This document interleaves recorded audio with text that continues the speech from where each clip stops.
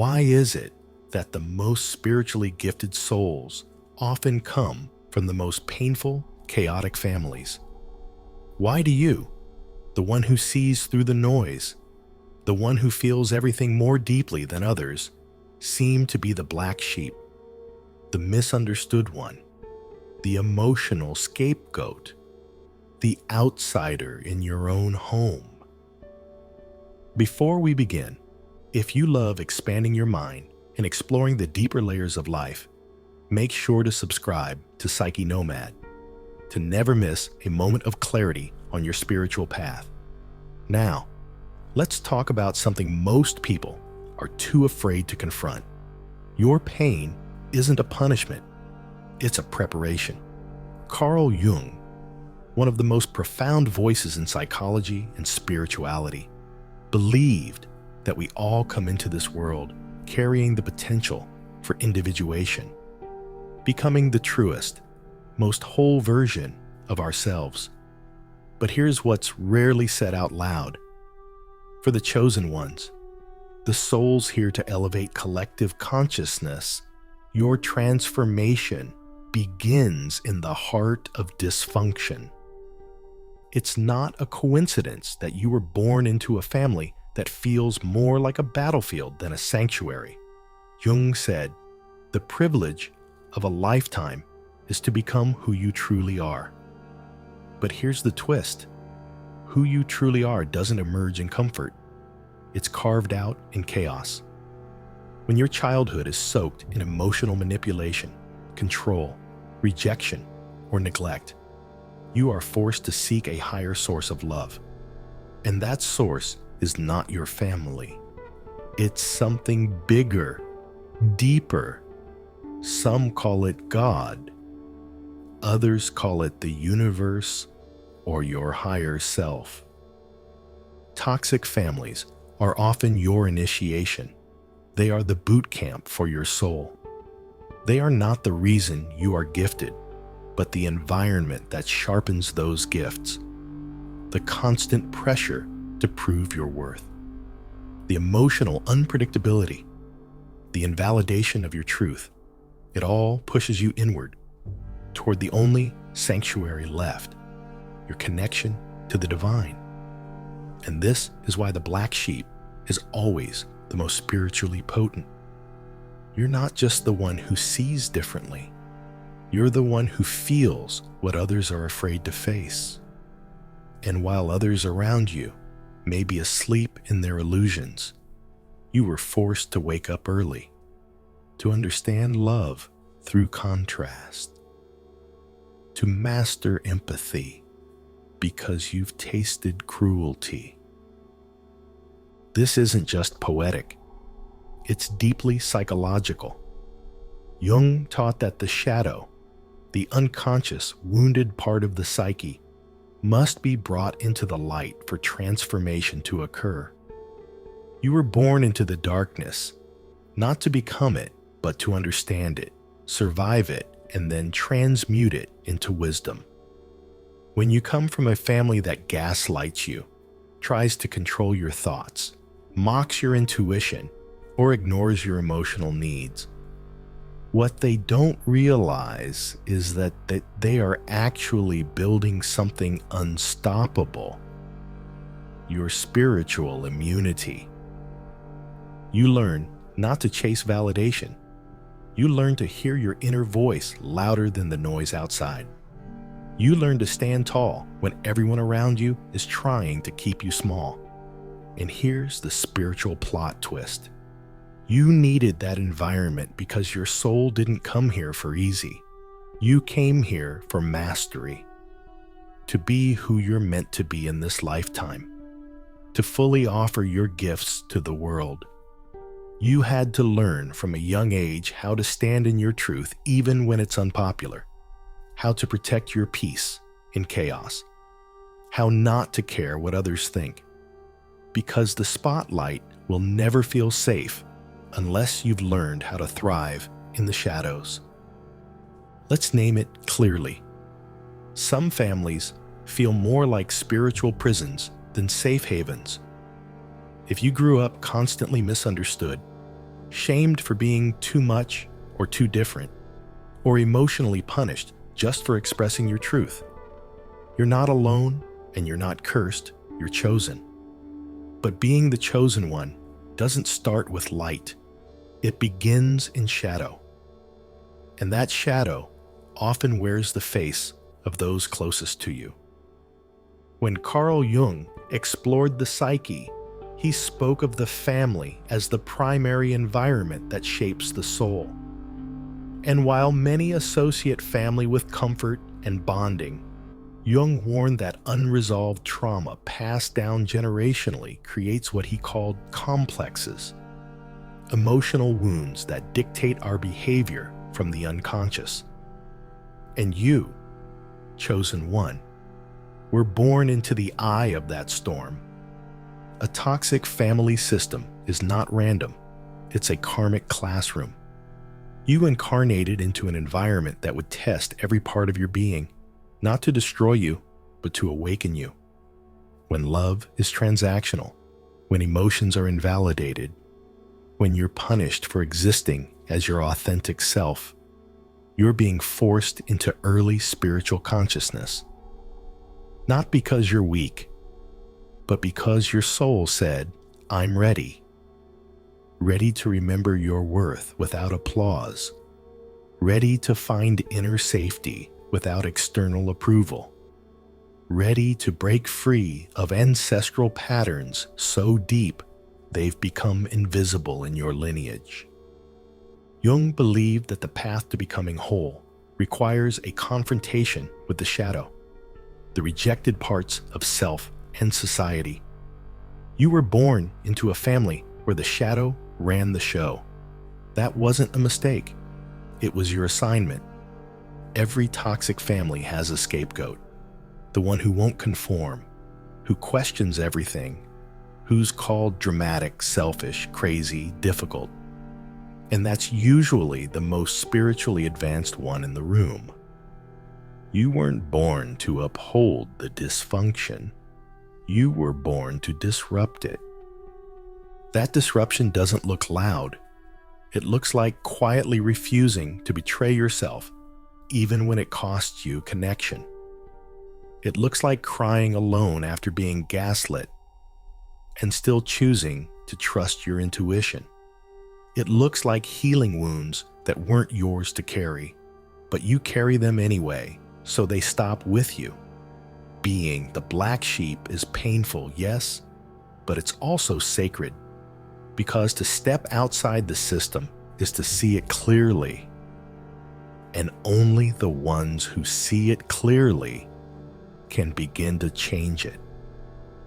Toxic families don't just neglect emotional needs. They train you to neglect yourself.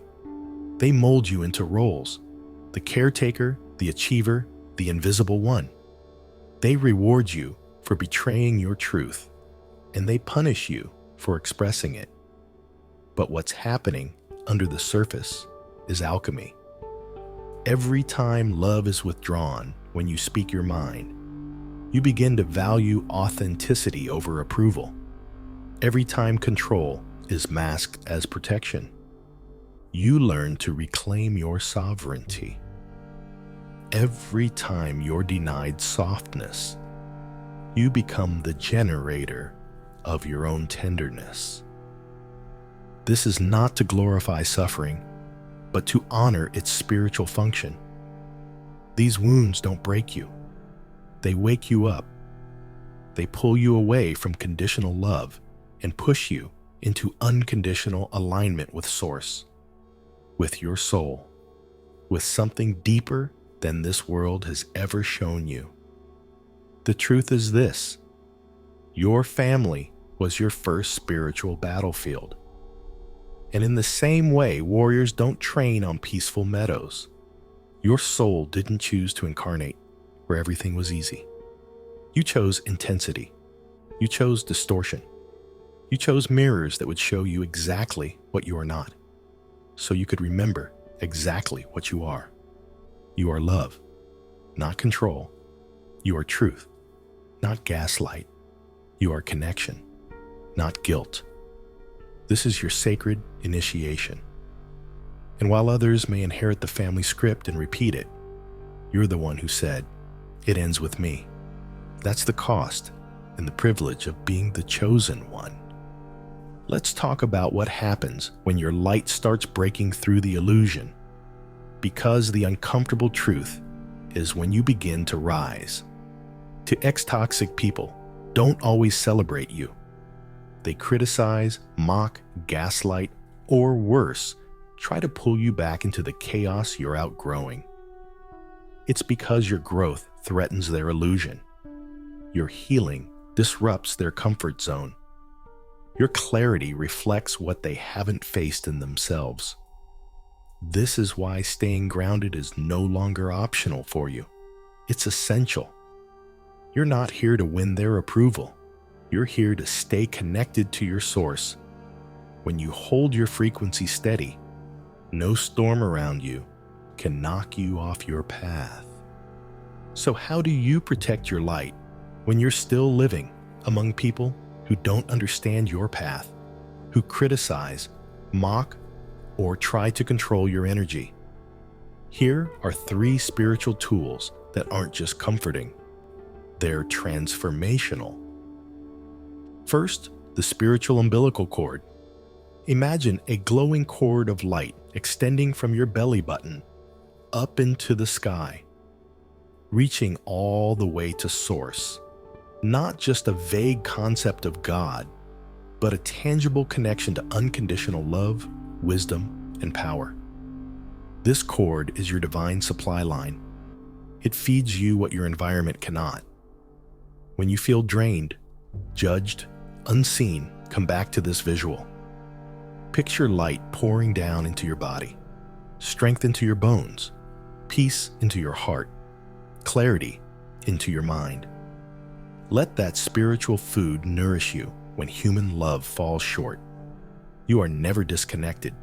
You just have to remember to plug back in. This isn't just a metaphor. Your nervous system responds to your beliefs and imagination. When you believe you're supported by something greater, your body literally calms and re-regulates. That's the power of staying spiritually tethered. Second, stop taking their projections personally. Toxic environments often echo one thing: you're too much. You're not enough. You're selfish. You've changed. None of it is real. What they say is a mirror of what they refuse to face within themselves. This is Jung's concept of the shadow, the denied parts of the psyche that get projected onto others. When they accuse you of being manipulative, dramatic, difficult, it exposes more about their inner chaos than your truth. Practice this. When someone tries to shame or belittle you, pause and tell yourself, "That's not mine, that's their shadow." This doesn't mean you're perfect, but it means you're refusing to carry blame that isn't yours. That's sovereignty. And guess what? When you stop absorbing their shame, it has nowhere to stick. It bounces off. You become immune. Third, and perhaps the hardest, remember, you don't owe constant access to anyone who tries to dim your light. Distance is not disrespect. Boundaries are not betrayal. You're allowed to love someone and protect your peace. You're allowed to care and still say no. You're allowed to grieve the family you wish you had while creating the life you deserve. If you can leave toxic dynamics, do it with love and without guilt. If you can't leave yet, create pockets of spiritual safety. Spend time with like-minded souls, even if it's just an online group, a mentor, or a single friend who sees you.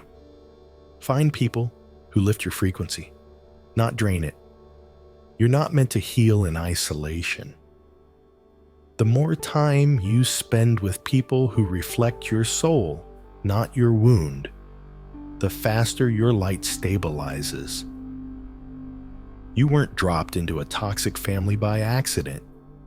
You were placed there because your soul had the strength to alchemize pain into purpose. These tools aren't just spiritual fluff. They're survival gear for the soul.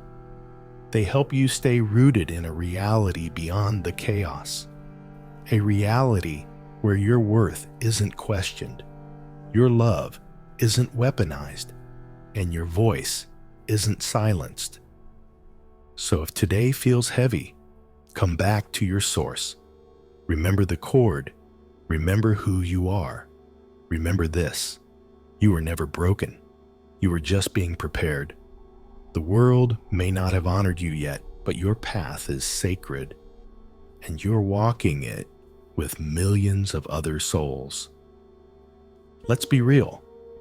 Sometimes the spiritual path doesn't feel enlightening. It feels like total collapse.